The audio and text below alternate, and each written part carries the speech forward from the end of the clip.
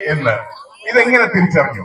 അത് അതിനകത്തോടെ നീ പഠിച്ചു വെള്ളം ഒഴിച്ചാ വെള്ളം ഒഴിച്ചില്ലേ വെള്ളം ഒഴിച്ച് ഇങ്ങനെ എന്താ ഇതാകുമ്പോഴത്തേക്ക് ഇങ്ങനെ ഇനി കൈ എടുത്ത് നല്ല ഒരു സിമ്പിൾ ഇതാക്കി ഇങ്ങനെ ഇങ്ങനെ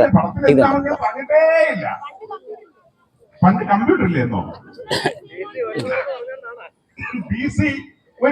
എഴുതിയിട്ടുണ്ട് ഡേറ്റ് കൃത്യമായിട്ട്.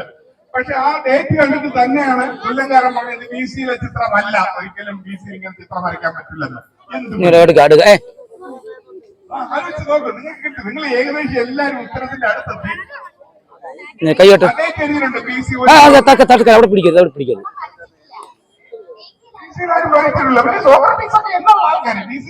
ആൾക്കാരല്ലേ.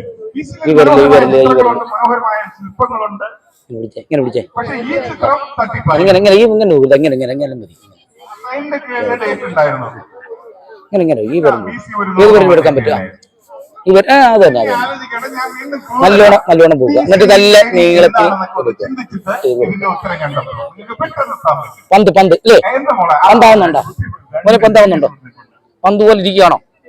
ഇവിടെ ഇങ്ങനെ വിരലുകൊണ്ട് കറക്റ്റ് ചെയ്ത് അങ്ങനെ കട്ടടിക്കുന്നത്. അതാ ഇങ്ങനെ കറങ്ങണം വിരലുകൊണ്ട്. എന്നിട്ട് ഇത് ഇടിഞ്ഞു വീഴരുത് കേട്ടോ.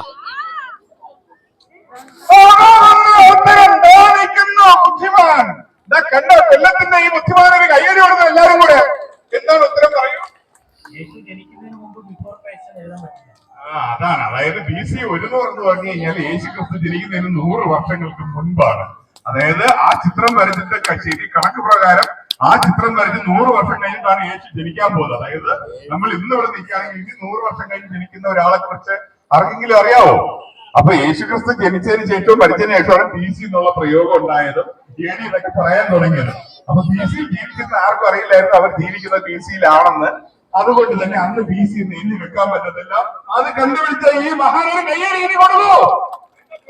അജിത് കുമാർ വരും. അജിത് കുമാറിന് RK വെഡിങ് മോളിന്റെ ഒരു സമ്മാനം കൂടെ കൊടുക്കാം. ഇത്രയൊക്കെ കുറിച്ച് തന്നെയല്ലേ നമുക്കൊരു 400 രൂപയുടെ ഒരു സമ്മാനം കൊടുത്തേക്കാം അല്ലെ? എവിടെ? യെസ്, ഇത്ര ആദ്യത്തെ കണ്ടുപിടിച്ചല്ലേ.